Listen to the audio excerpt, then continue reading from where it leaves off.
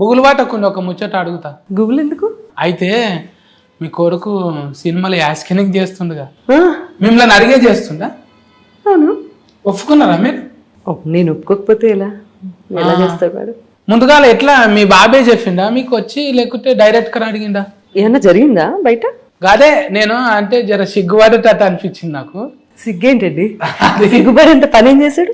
అందులో బుగ్గలు ఉన్నాయి కదా, మీరు ఒప్పుకున్నారా లేకుంటే ఫిలగాడే చేసిండు ఆయనంతలో ఆయన పోయి అన్నారు? కథ చాలా బాగుంది, చాలా మంచి కథ. ఎప్పుడైతే ఆకాష్ చదువు అయిపోయిన తర్వాత నా దగ్గరికి వచ్చి నాకు యాక్టింగ్ అంటే చాలా ఇష్టం అని చెప్పాడు, ఒక్క క్షణం నేను కూడా కంగారు పడ్డాను. మనం పాడితే గిడితే పాటలు పాడాలి కానీ ఇదేందిరా లేదా అంటే నేను పాటలు పాడతాను కాబట్టి నా కొడుకు నా కూతురు పాటలు పాడాలని రూల్ లేదు కదా, ఎవరి జర్నీ వాళ్ళది. ఎవరైనా ఇది ఏమంటారు కదా, ఏమో టిజం అంటారు కదా మేడం, హిప్నోటిజమా? హిప్నోటిజమా? అదే అసొంటిది ఏదో పిల్లలు అంటే తల్లిదండ్రులు లేక పిల్లల్ని తీసుకొస్తారు కదా, హిప్నోటిజమా అది? నాకు నెటిజం, సారీ నెపోటిజం. నెపోటిజమా? ఓహో, నెపోటిజం ఎందుకు వచ్చింది ఇక్కడ అసలు?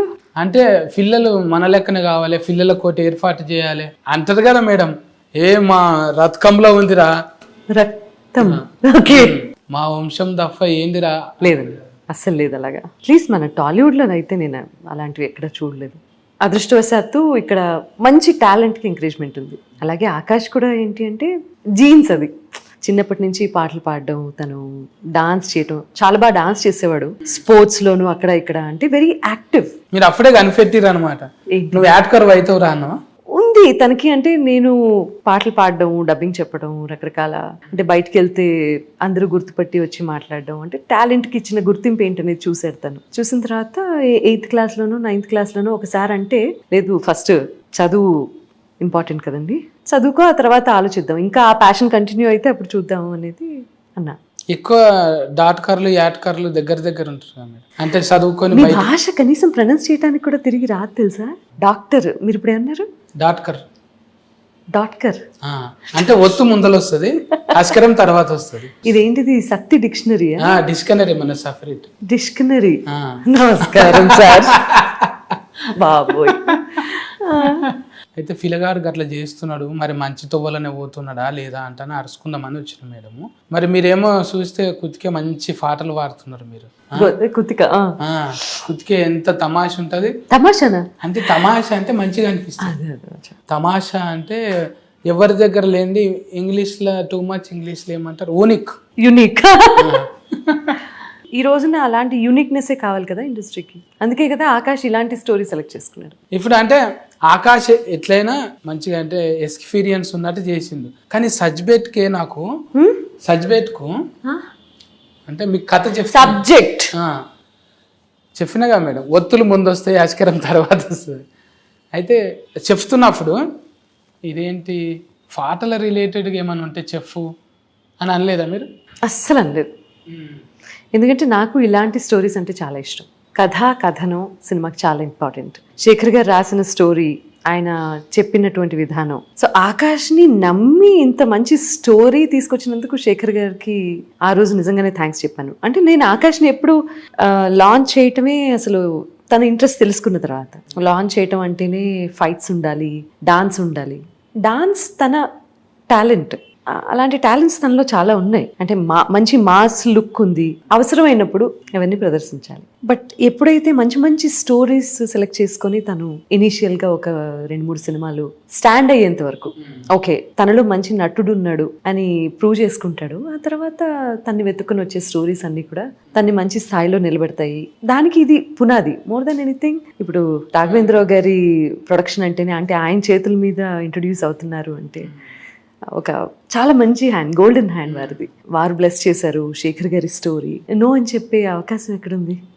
అండ్ ఇలాంటి స్టోరీస్ చేయాలి, మనకి చాలా అవసరం. అంటే ఒక అపోహ నమ్మకాన్ని ఓడగొట్టాలంటారు. అంటే ఇవన్నీ కొంచెం ఏదో అనిపిస్తుంది, కానీ దీన్ని మంచి మార్గంలో వాడాలి. కానీ ఇష్టం వచ్చినట్టు అది అనగానే ఏదో ఊతుకందరికి ఏదో బూతులు ఎక్కిన పడ్డట్టు యూత్ అట్లా అనిపించుకొని జర సిగ్గుపడుతుంటే.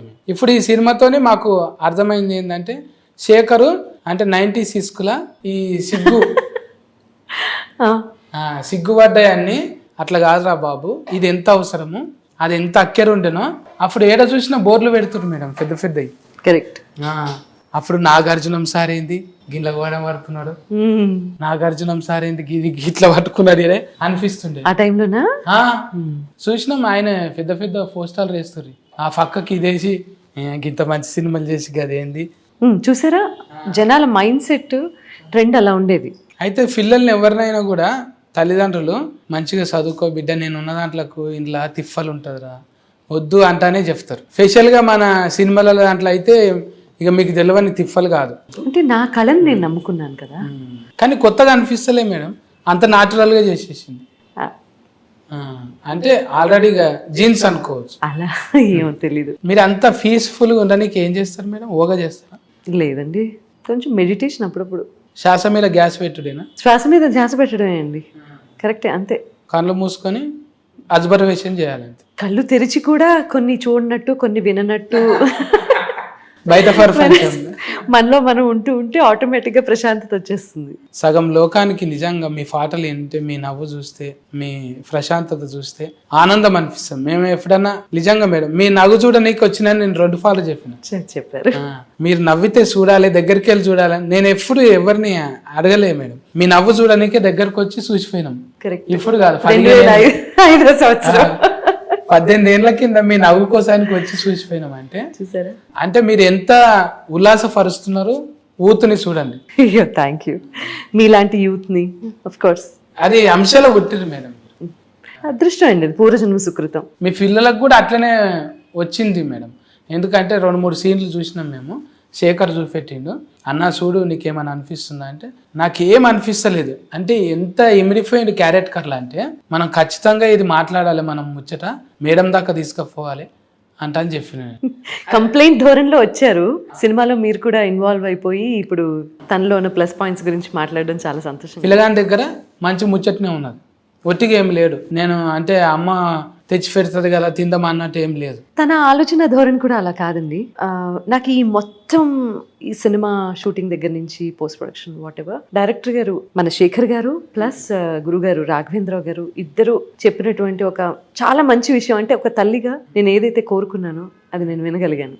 ఆకాష్ టైం సెన్స్ కానీ, పని చేసేటప్పుడు చూపించే శ్రద్ధ, భక్తి, మెయిన్లీ ఏంటంటే ఏదో ఇష్టంతో చేయడం వేరు, ఒక పని యాక్సెప్ట్ చేసినప్పుడు దాన్ని భక్తిగా చేయడం వేరు. సో తనలో ఆ లక్షణం ఉంది, చాలా మంచి ఫ్యూచర్ ఉంది, ఈ అబ్బాయికి ఈ డిసిప్లినే తన ఫ్యూచర్లో ముందుకు తీసుకెళ్తుంది అని చెప్పిన పాయింట్ ఒక తల్లిగా నాకు చాలా తృప్తినిచ్చింది. ఇప్పుడు పిల్లగానికి అయితే అంటే మనం ఏం పెడతలేం కదా, పైసలు నిర్మాత.